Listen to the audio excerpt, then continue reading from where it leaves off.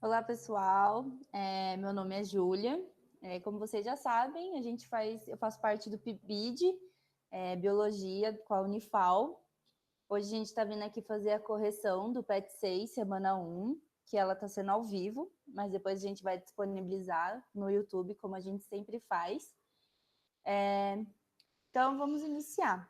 Antes de iniciar a correção desse PET, eu queria lembrar que todas as ideias que estão sendo apresentadas aqui nessa correção, elas não estão sendo impostas, elas não têm a intenção de ofender qualquer religião, qualquer seita que você siga.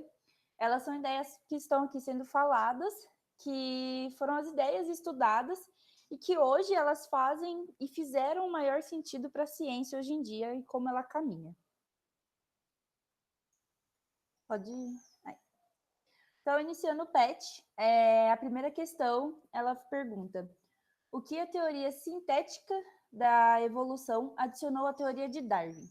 A teoria sintética, ela adicionou os elementos de mutação e recombinação genética, que preencheram essas lacunas que o Darwin deixou no meio da pesquisa dele. Então, o que foi? Com o passar e a evolução da ciência, esses estudos foram adicionados para que a pesquisa de Darwin ficasse mais completa e fizesse um maior sentido para a gente. E ele falava que essa teoria, ela falava que a mutação, ele era o resultado de uma falha genética que tinha acontecido. Então, o que é essa falha genética? Então, ela considerava que as combinações genéticas, a seleção natural e essas mutações, ela são os fatores que mais culminavam, que mais davam essa evolução.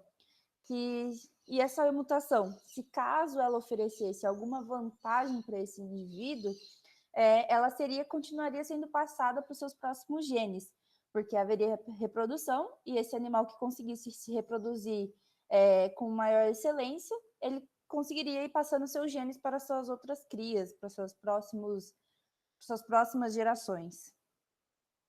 Pode passar, Saulo.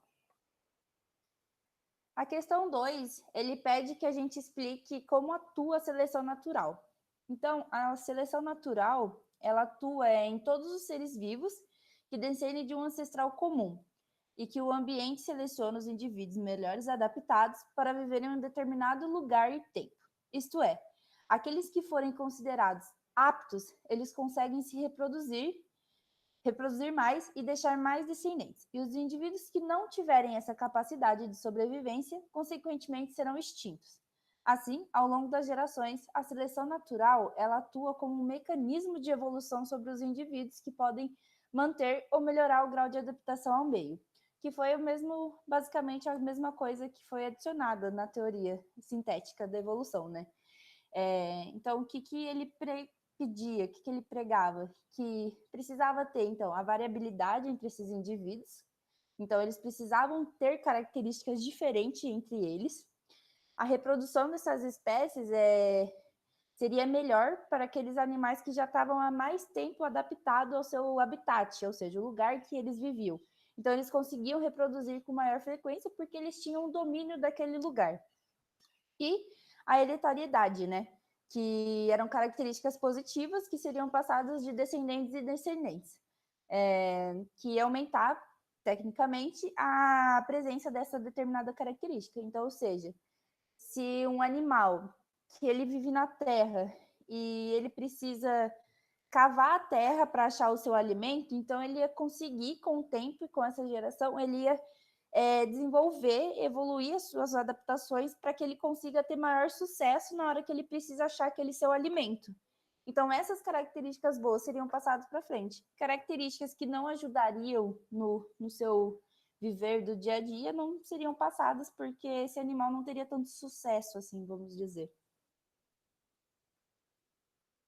Pode passar.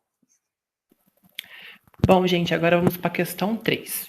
A questão 3 pede o seguinte: faça um quadro comparando as semelhanças e diferenças entre as ideias de Darwin e Lamarck. Vamos lá. O que o Lamarck dizia? O meio, ele cria necessidades que induzem mudanças nos hábitos e nas formas dos seres. O que seria isso? Modificações que são impostas pelo meio em que vivem. Já o Darwin, ele acha isso um pouco diferente. Ele diz que a seleção natural é que favorece os indivíduos que apresentam determinadas características vantajosas no meio em questão. E o que o Lamarck diz em seguida? Sobre a lei do uso e desuso. O que seria essa lei? Se o indivíduo usa um órgão ou membro mais que os outros, este órgão se desenvolve mais. Assim como se ele não utilizasse determinado membro, o membro seria atrofiado. Já o Darwin, ele diz o seguinte, que as variações entre indivíduos que existem variações de indivíduos de uma mesma espécie, ocorrendo uma variabilidade. Peraí. Lamarck também fala sobre a lei da transmissão dos caracteres adquiridos, que todas as mudanças ocorridas nas espécies, elas serão transmitidas para os seus descendentes e se tornam características das espécies. Já o Darwin, ele diz que os indivíduos mais aptos possuem maiores chances de deixar mais descendentes, aos quais suas características são transmitidas. Eu queria também frisar que Lamarck e Darwin, eles defendem que os seres vivos, eles evoluem com o decorrer das gerações.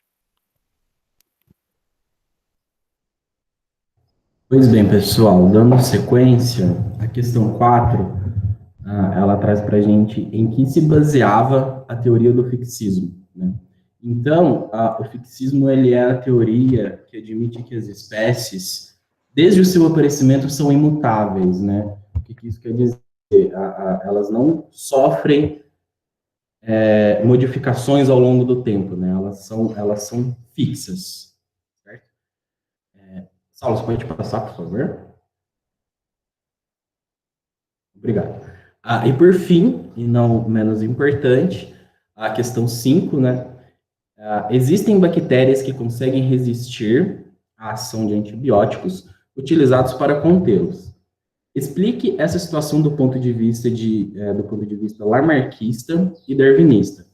Bem, então, de acordo com Lamarck, a presença de antibióticos no meio vai induzir, certo, a modificações, né, nas bactérias tornando-as resistentes àquele novo meio, né? E sobre o ponto de vista darwinista, a presença de antibióticos ela vai, digamos assim, selecionar, né, as bactérias que possuíam previamente alguma característica vantajosa, né, que pode lhe conferir a resistência ao antibiótico, né, que vai contribuir para a sua sobrevivência, né, nesse novo meio. Certo? Saulo? Bem, então é isso, pessoal. Muito obrigado. Aqui a gente traz uma última tirinha bastante interessante aqui, demonstrando que a evolução dos seres, né, ela não é linear, como nessa primeira figurinha, como a gente acredita, né? Ela sempre difusa, digamos assim. Muito obrigado pela atenção de vocês. Muito obrigado, gente. Espero que vocês tenham gostado da correção. Qualquer coisa, manda as perguntas no grupo do WhatsApp ou no grupo do Facebook. A gente está sempre lá para poder responder vocês. Com certeza. Estamos a posto para tirar suas dúvidas. Sim. Isso mesmo, gente. Obrigada por mais uma correção. Espero que vocês estejam gostando, que estejam aproveitando desse material. Qualquer dúvida, pode avisar a gente.